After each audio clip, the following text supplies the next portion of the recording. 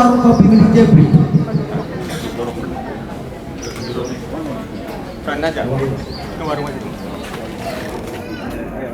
Kemudian tersangka memakai sepeda motornya di depan warung kopi.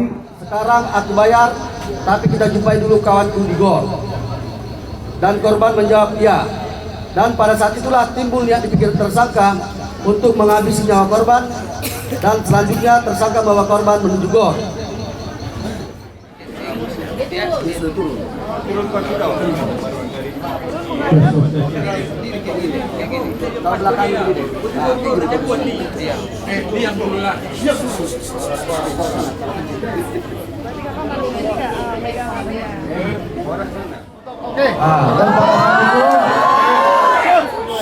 Korban melakukan perlawanan ataupun memberontak.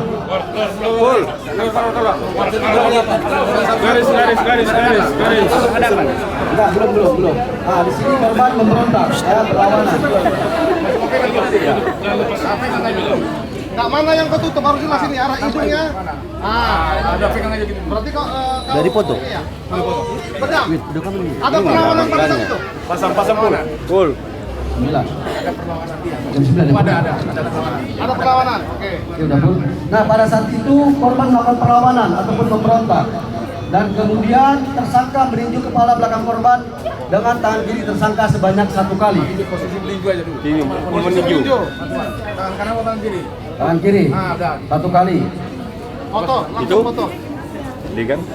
Tinju pakai tangan yang mana? Full. Adegannya full. Pas meninju. Di foto, tolong di foto. 10. Ya. Kemudian sebanyak 1 kali. Yuk. Yang petinju sebelah mana? Otak.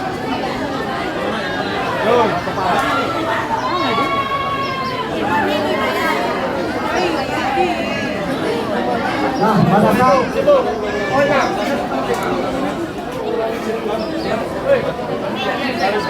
Garis.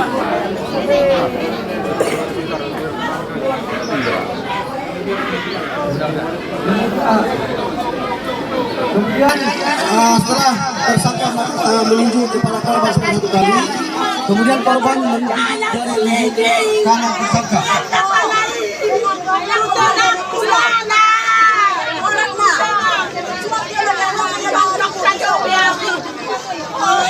Masih belakang ya, Pak. Oke, motornya, foto. Dari depan, Dek. Dari depan full. Nah, pada saat Nggak nampak full. tersangka digigit, kemudian tersangka mengatakan lepas jariku. Sembari tersangka meninju kepala belakang korban sebanyak 3 kali.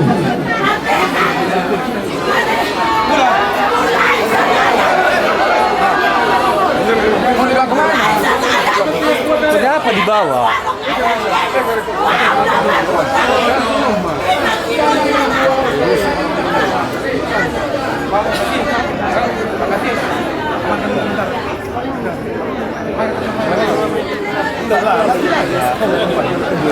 Udah itu nanti yang amankan itu kan dia selesai. Lanjut aja Pak. Makasih. Iya. Terus udah aja.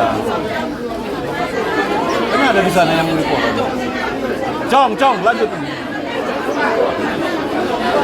Pada saat korban menggigit tangan tersangka, Belum, nanti putar balik dia, Bu. tersangka kembali meninju kepala belakang korban sebanyak 3 kali. Full. Nah, di sini tersangka meninju kepala belakang Mana, korban Pur? sebanyak 3 kali. 3 kali. Ke belakang bisa. Sama. Posisi digigit ya? Karena korban tidak juga melepas gigitannya, tersangka memutar badannya ke arah kanan dan menghadap korban. Putar. Nah, diputarnya badannya. Ya. Oke.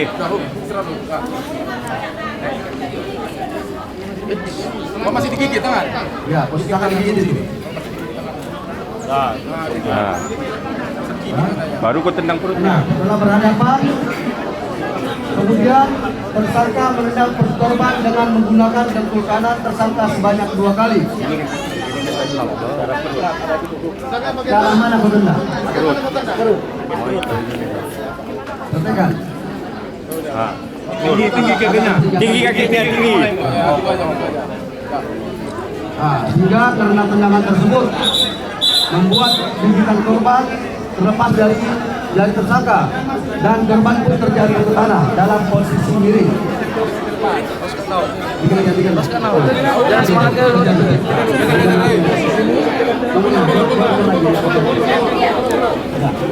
Dalam posisi miring. Gitu kan? Ada nggak nampak korban. Aduh, Pul. Setelah korban terjatuh ke tanah, kemudian tersangka menendang perut korban sebanyak 3 kali dengan menggunakan kaki kanan tersangka. Kau bisa bahasa Indonesia? 3 kali. Tendangnya perut tersangka 3 kali. Dengan suara boleh lambat.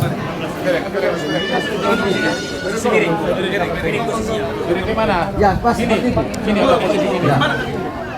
Regangkan depan 3 kali. Tunggu. Ya, oke.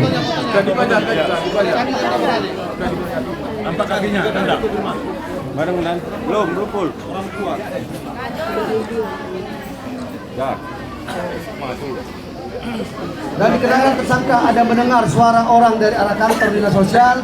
Kemudian tersangka mendorong sepeda motor korban ke jalan keluar. Dan setelah itu tersangka menghidupkan sepeda motor dan pergi meninggalkan TKP. Posisi korban tetap gini. Ya, Gini. Kau dorong sepeda motor. Dorong. Bila dekat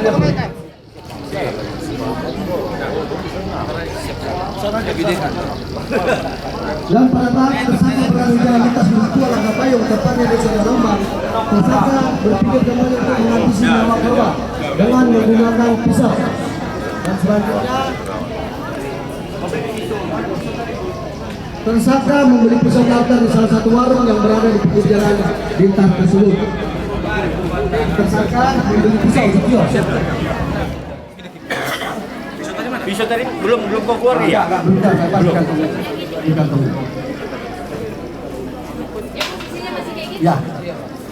Nah, pada saat tersangka mengambil korban, di sini korban masih bisa berbicara dan mengatakan pelan kepada si tersangka dengan mengatakan anjing kau firman.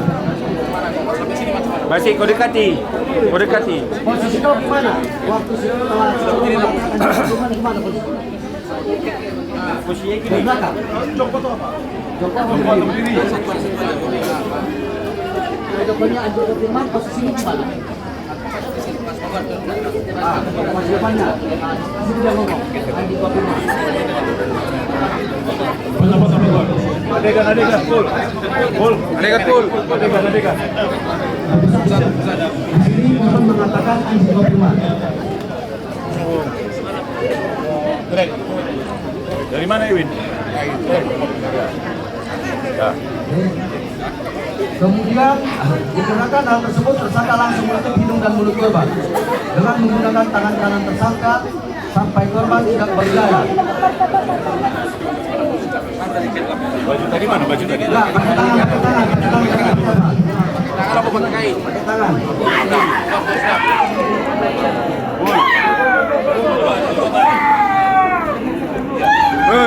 Ke sini. Pul, lebih dua Pul. Direct jawab. Tahu besi.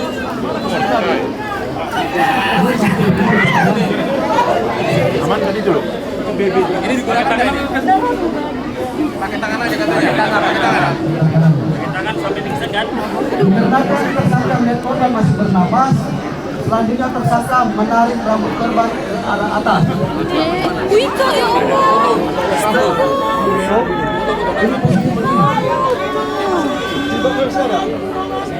Nomor Pul, nomor.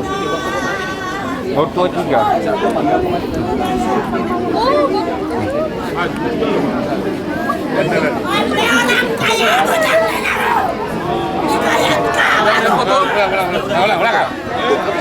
Tersangka menarik rambut korban ke arah atas. Rambut rambutnya. Tersangka menarik rambut korban ke arah atas. Lewat itu pul.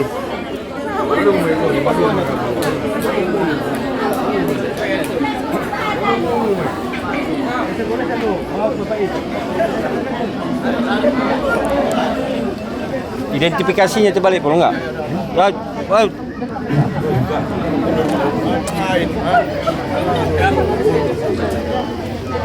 Nah. Ya, oke. Kemudian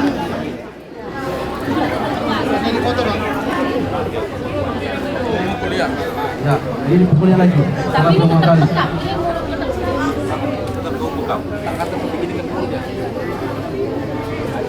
Lima pun. Win. Nah. Ya.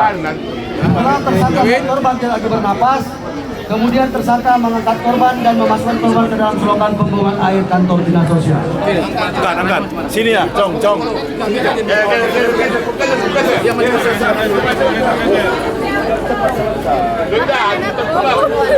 Geser. Ada biru.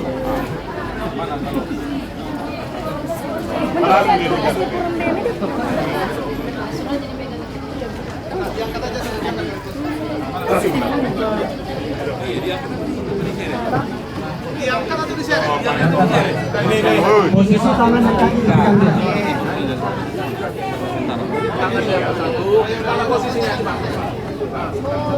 Langsung dengan kaki. Diangkat, angkat cepat. Masukkan ke bola. Sini. Angkat. Ya, foto. Kan dibantu. Sabar, bangku. Bantu apanya itu? Bonekanya. Angkat aja dia bisa. Semoga. Tunggu. Nah, oke, kemudian korban dimasukkan ke selokan pembuangan air. Hadapnya ada mana? Mana dia?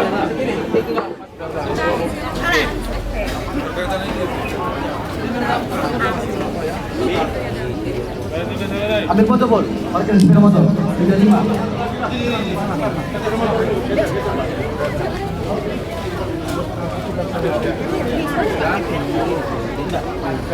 Selanjutnya tersangka berjalan kaki sekira 10 meter dan menuju depan sekolah SMA Negeri 1 Panakula.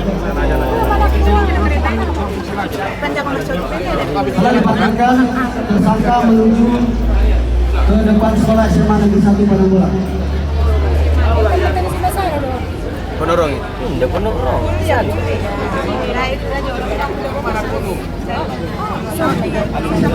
Siapa tahu dia dari dekat sini begitu.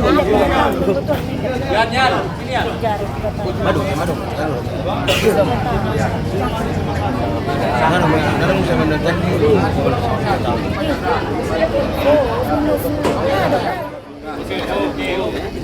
Keretanya mana ini lagi?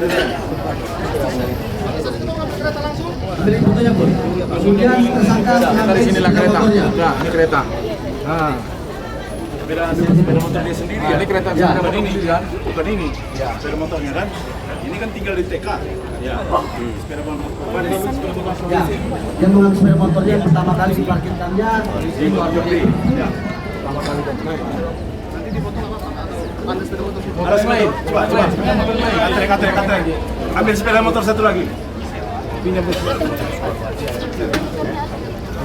Udah,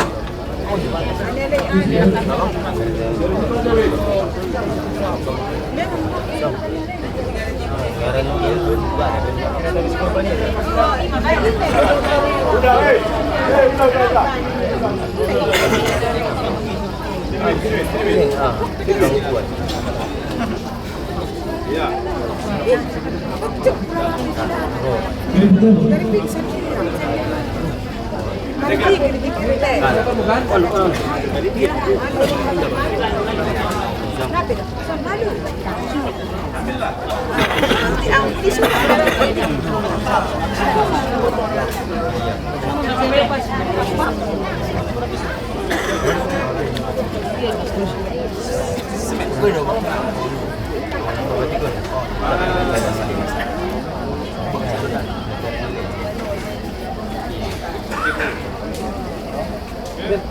Nah, setelah itu tersangka pulang menuju rumah orang tuanya.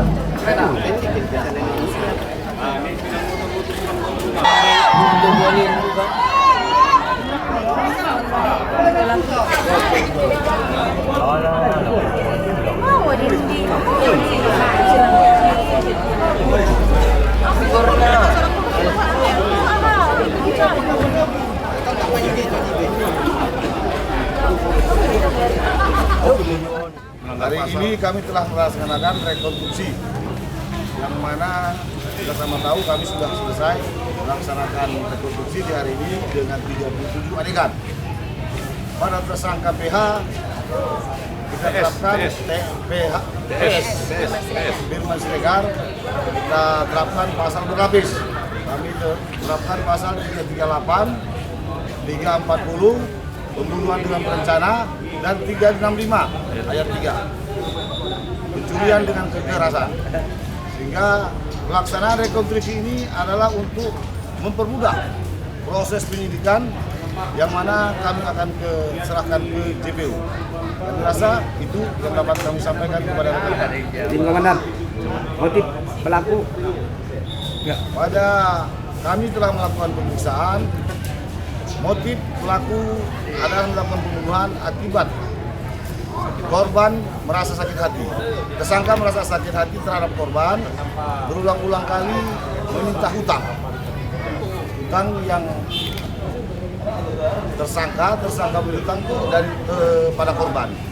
Namun tersangka tidak ada pernah mau membayar hutang yang sudah berkali-kali diminta oleh korban, sehingga saat itu karena sakit hatinya tersangka melakukan pembunuhan dimaksud. besaran hutang. Tim Komandan, apakah tersangka ada dugaan tidak bekerja sendirian? Menurut hasil pemeriksaan kami, tersangka melakukan pembunuhan dengan sendirian, tidak ada dibantu oleh pihak-pihak lain. Ya. Total hutang yang ditagih Komandan? Total hutang yang ditagih hanya Rp300.000 yang ditagih oleh tersangka sebagai korban.